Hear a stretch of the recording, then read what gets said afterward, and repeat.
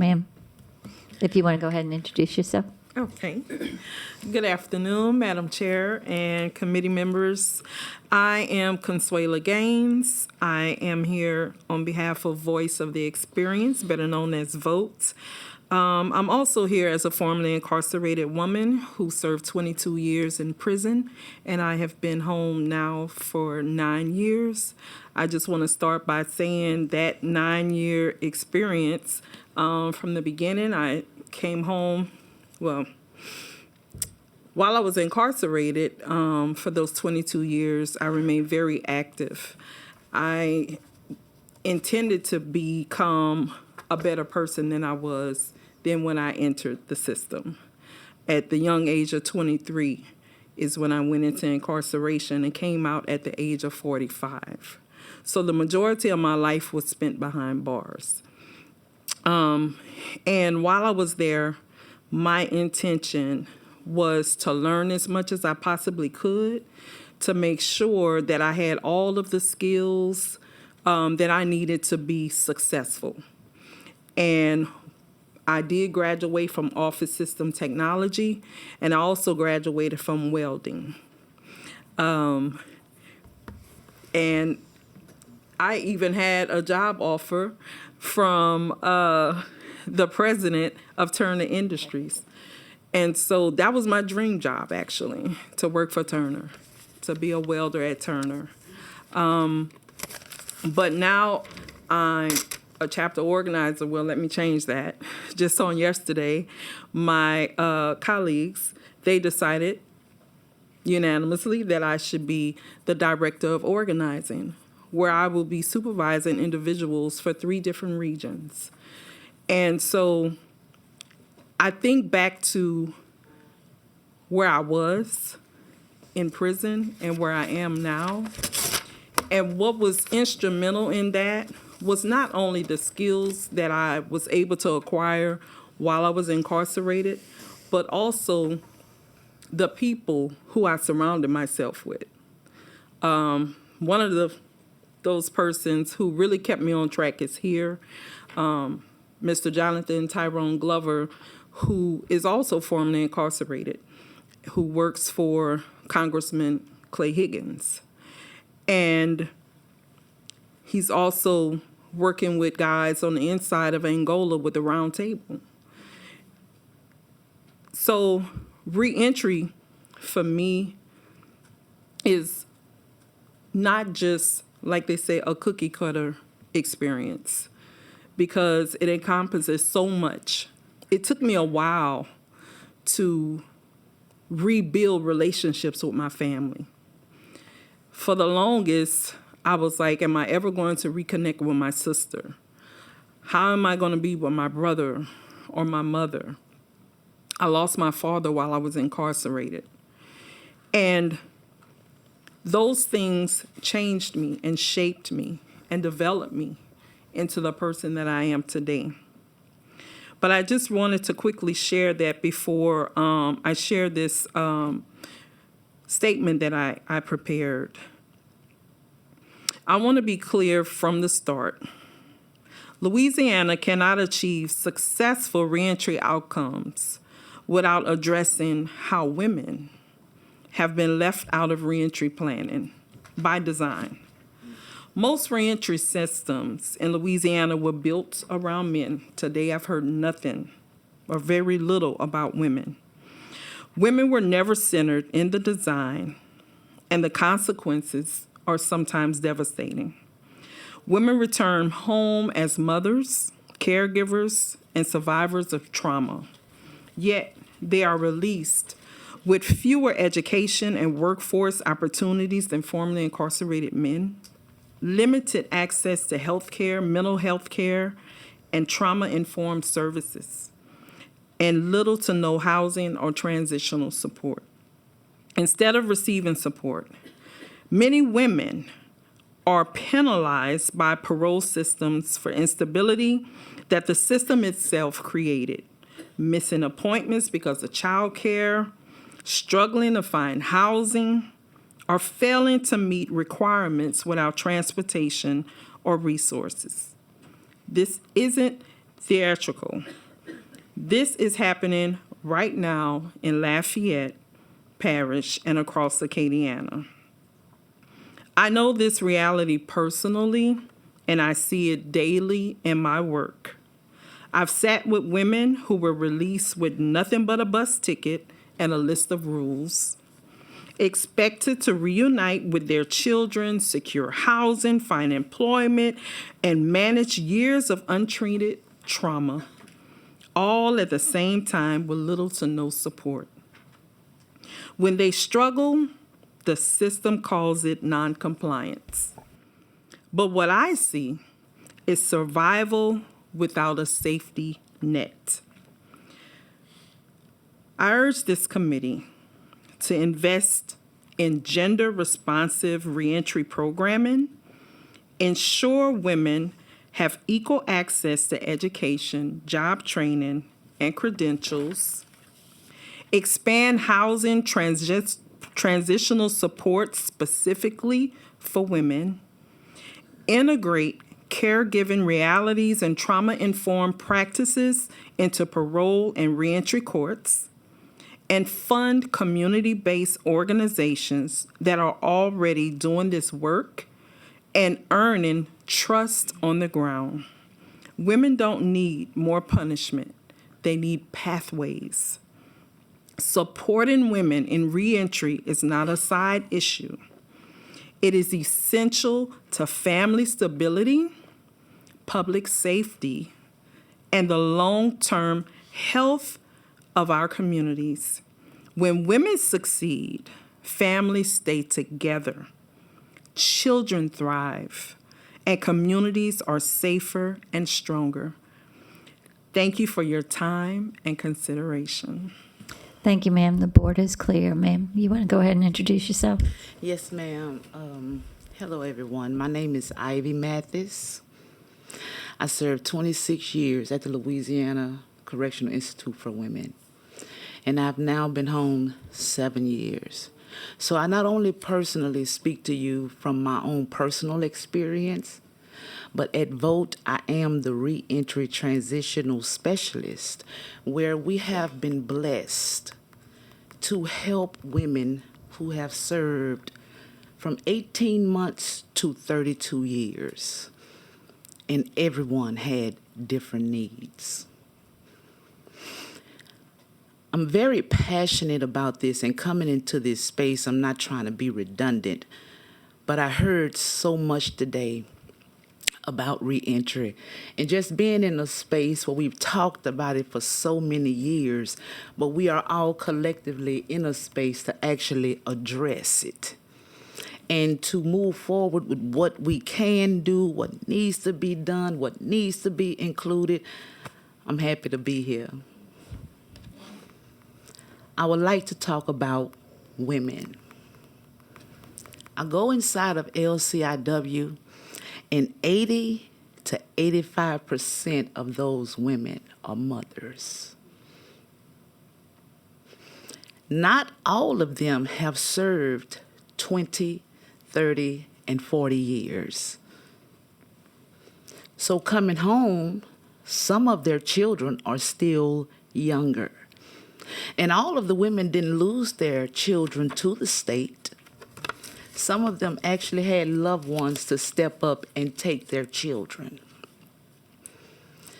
But when that individual is released, usually the individual goes through a 6-month or a year programming, which means her children are still in someone else's care. But she has to go through the reentry programs, which is necessary and needed, because I'm appreciative for all the programs that exist, because this is truly some heavy lifting when you are really helping somebody be successful after incarceration. But getting back to the children, when she's released, she doesn't really have an option. She has to go get her children as a mother. And I would really like to see women in a position to go get their children. better paying jobs, affordable aftercare.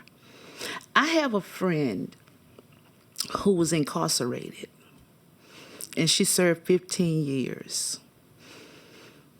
She came home, and she had to get her children. And it wasn't easy as a mother trying to provide their needs with what she was making on her job, paying rent.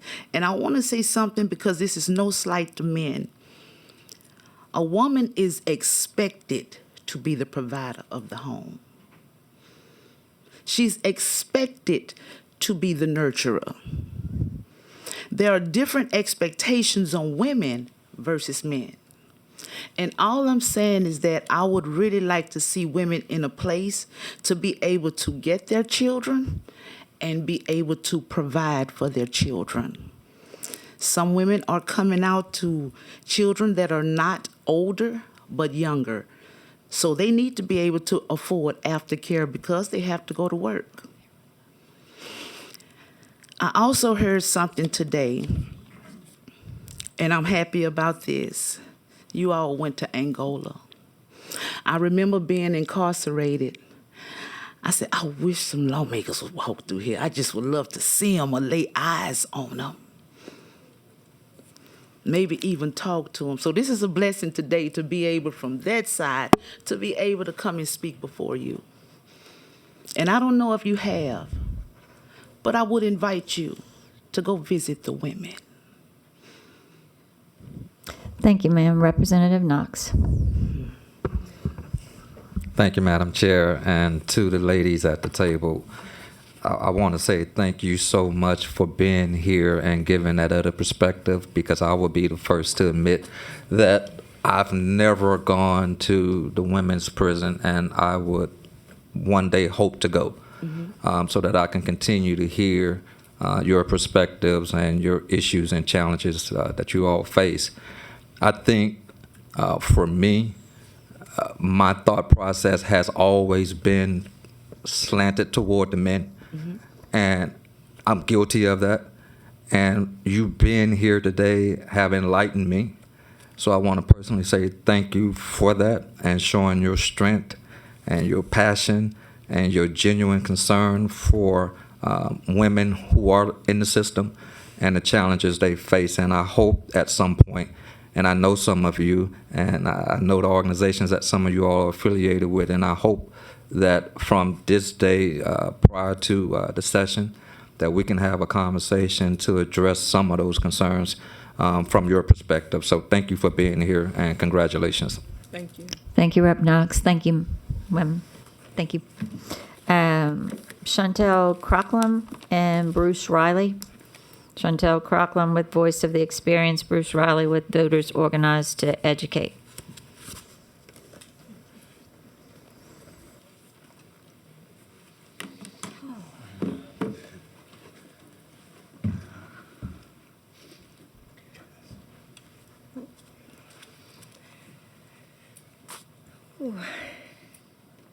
I'm Chantel Crocklem.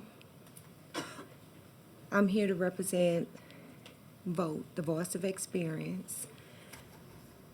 I was incarcerated for 27 years and 13 days. I was released December 16th of 2022.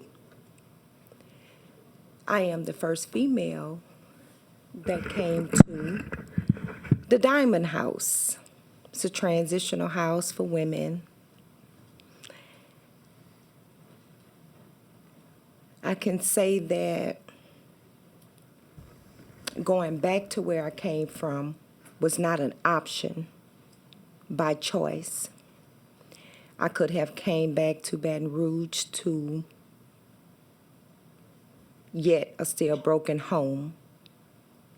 But after serving that much time and seeing that, and I'm not speaking of friends, I'm speaking of family, they had absolutely nothing to offer me. Some still had no sense of direction. So I made a decision to go to the transitional house. Why? Because I didn't want to go backwards. I wasn't a first-time offender. I left my daughter when she was a little over 2 years old. Today she'll be 33. I was blessed with 2 grandchildren. My stay at the transitional house was like a walk in a park. I was safe. I was surrounded by people that offered me nothing but support.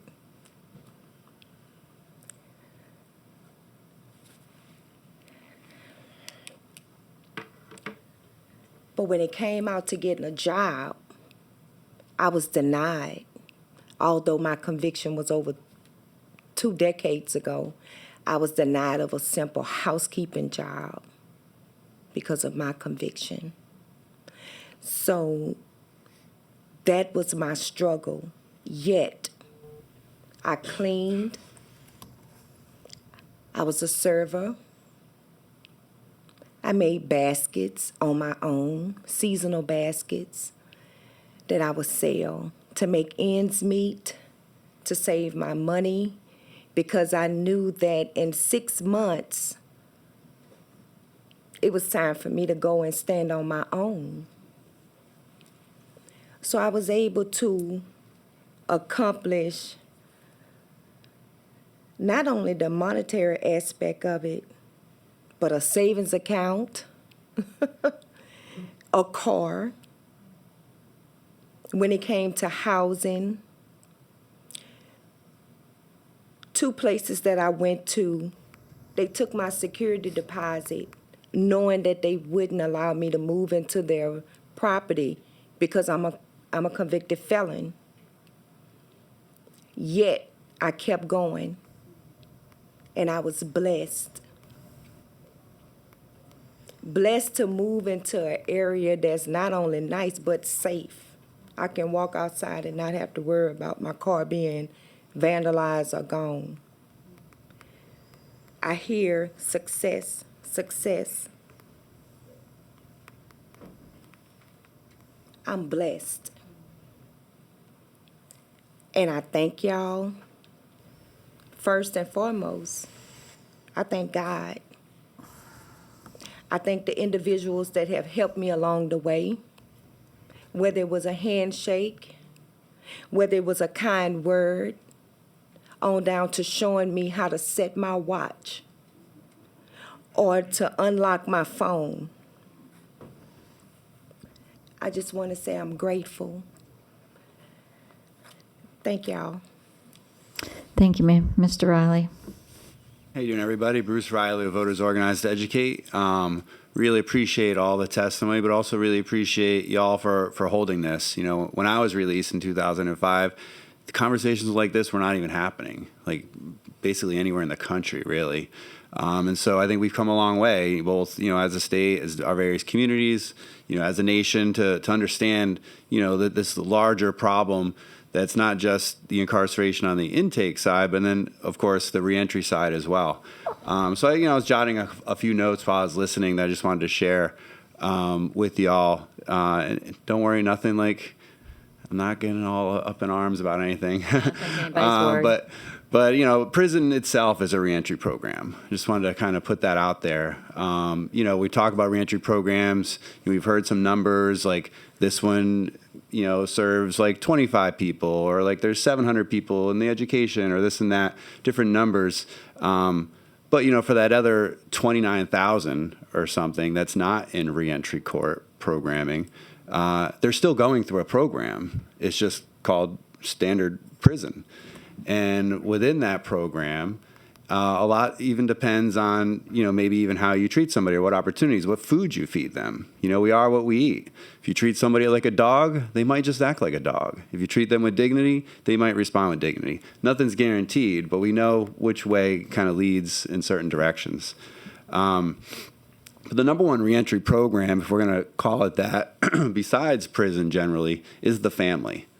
And for those who do have family, and Chantel even just shared, sometimes it can be a struggle, when we do have family. But those who do have supportive family are actually still in the minority.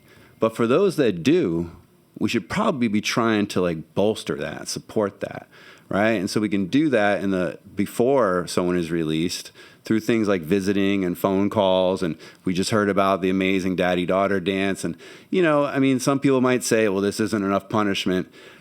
20-something years under any circumstances is a lot of punishment.